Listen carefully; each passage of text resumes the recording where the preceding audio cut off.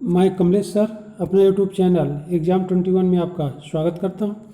इस भाग में हम लोग मध्यकालीन भारतीय इतिहास से संबंधित तुगलक वंश के महत्वपूर्ण शासक मोहम्मद बिन तुगलक से संबंधित महत्वपूर्ण क्वेश्चंस को यानी प्रश्नों को हम लोग देखेंगे, जो आपके exam Uttar Pradesh GIC lecturer, TGT, PGT अथवा एलटी ग्रेड एग्ज़ाम के लिए बहुत ही इम्पॉर्टेंट हैं। और ये सभी क्वेश्चंस इन परीक्षाओं में यानी एग्ज़ाम में पूछे भी गए हैं।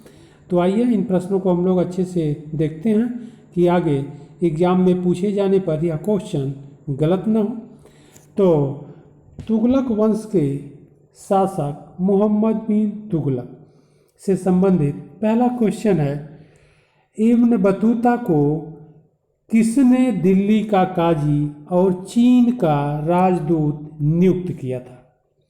तो इब्न बतूता जो मोरक्को देश का रहने वाला था, वह मोहम्मद बिन तुगलक के शासनकाल में भारत आया यानी दिल्ली आया, और इसे मोहम्मद बिन तुगलक ने इस इब्न बतूता को दिल्ली का काजी और चीन का राजदूत नियुक्त किया। तो इसका सही आंसर होगा सी। अगला क्वेश्चन है, इब्न बतूता के अनुसार दिनार नामक स्वर्ण मुद्राओं का प्रचलन किसने कराया था? तो दिनार नामक स्वर्ण मुद्राओं का प्रचलन किसने कराया था? तो इसका सही आंसर होगा डी, मोहम्मद बिन तुगलक। और ध्यान रखिएगा, कई बार एग्जाम में पूछा भी गया है कि दिनार नामक जो मुद्रा थी या मुद्रा थी वह किस धातु की थी? तो हमेशा ध्यान रखिएगा, स्वर्ण यानी गोल्ड, सोने की थी। अगला क्वेश्चन है, इब्न बतूता प्रसिद्ध मुस्लिम अन्वेषक जो मोहम्मद बिन तुगलक के शासनकाल में भारत आया, वह किस देश से था? तो अभी हम लोग ऊपर इसका डिस्कशन किए हैं कि इब्न बतूता मोरक्को देश का रहने वाला था, तो यह मोरक्को, इसका सही आंसर होगा मोरक्को।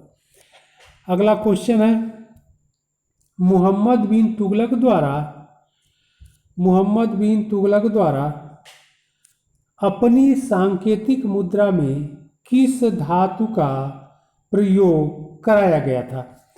ऑप्शन ए है सोना यानी गोल्ड, ऑप्शन बी है चांदी, ऑप्शन सी है तांबा और ऑप्शन डी है जस्ता।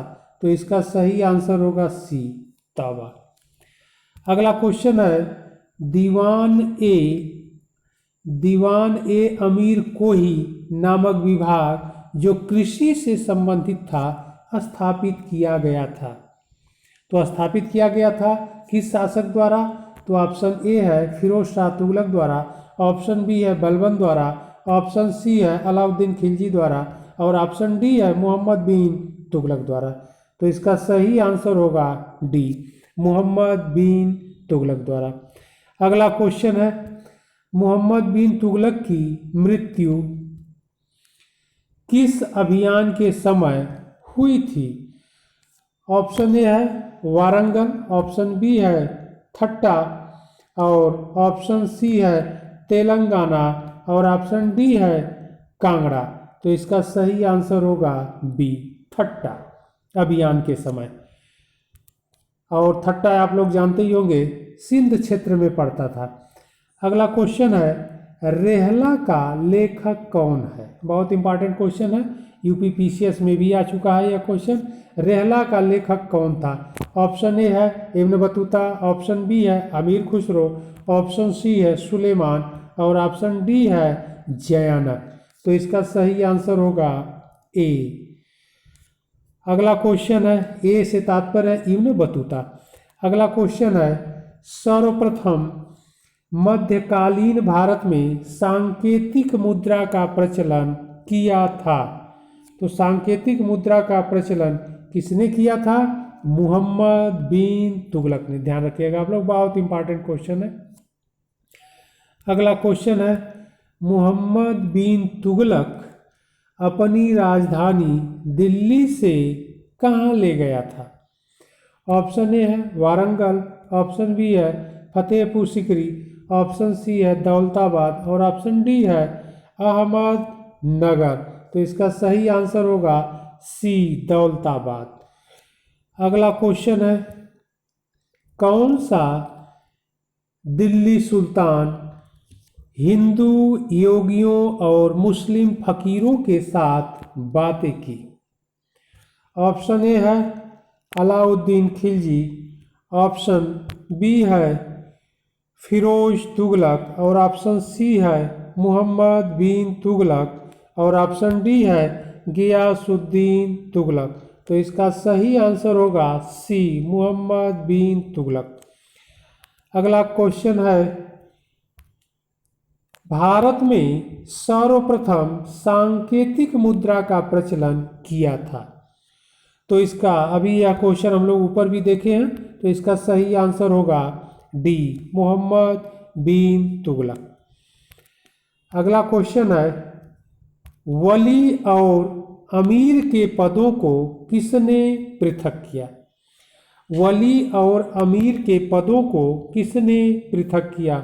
ऑप्शन ए है बलबन, ऑप्शन बी है मोहम्मद तुगलक, ऑप्शन सी है अलाउद्दीन खिलजी और ऑप्शन डी है गियासुद्दीन तुगलक। तो इसका सही आंसर होगा बी मोहम्मद तुगलक। अगला क्वेश्चन है, सुल्तान मोहम्मद बिन तुगलक के शासन क्षेत्र को हिंद और सिंध शब्द का प्रयोग किसने किया? ऑप्शन ए है जियाउद्दीन बर्नी, ऑप्शन बी है इब्न बतूता, ऑप्शन सी है याहिया बिन अहमद सरहिंदी और ऑप्शन डी है अब्दुल मलिक इशामी। तो इसका सही आंसर होगा बी इब्न बतूता। अगले प्रश्न की ओर बढ़ते हैं हम लोग। अगला क्वेश्चन है कि स्वर्गद्वारी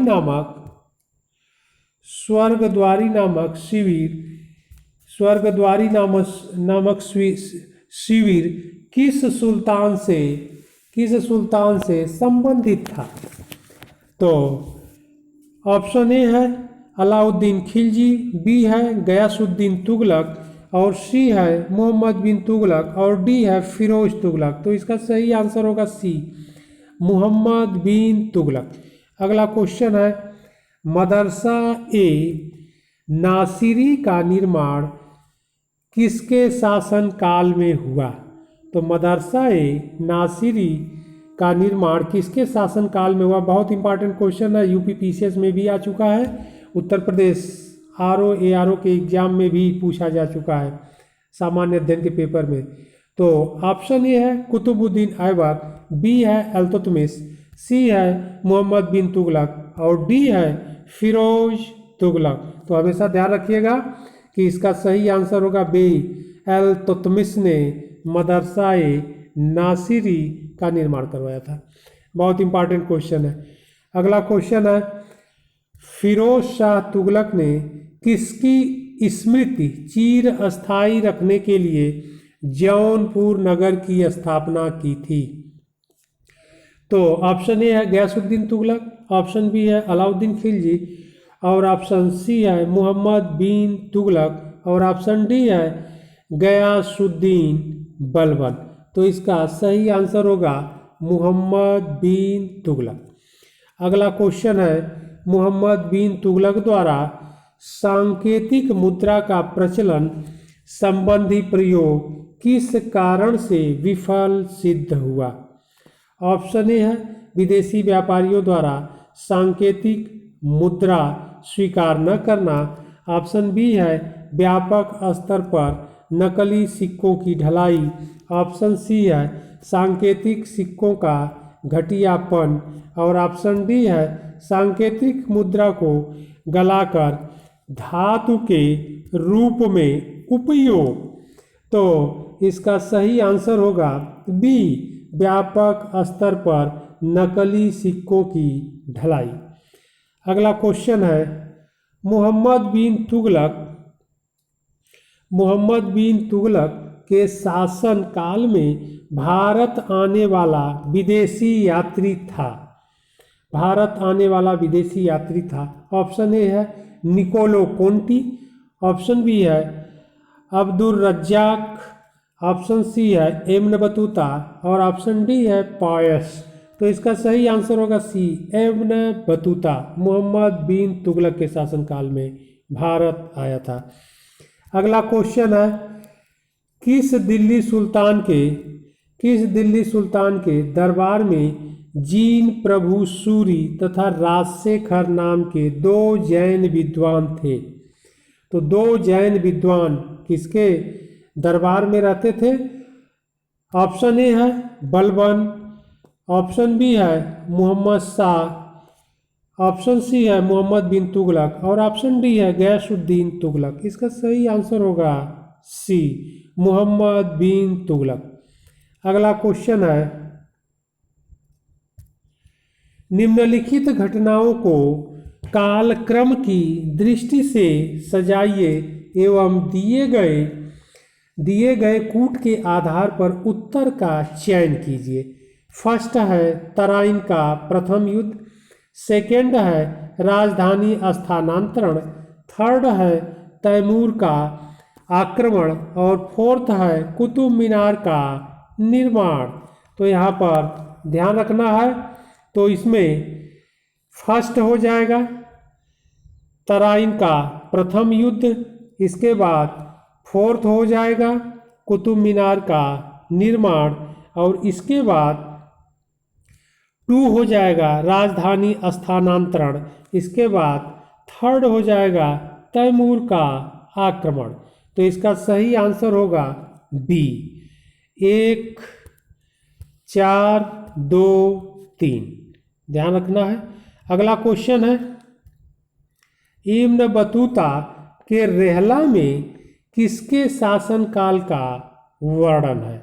इब्न बतूता जो मोरक्को का यात्री था, तो किसके शासनकाल का वर्णन इस पुस्तक में किया गया है? ऑप्शन ए है गयासुद्दीन तुगलक, बी है बलबन, सी है अलाउद्दीन और डी है मोहम्मद बिन तुगलक।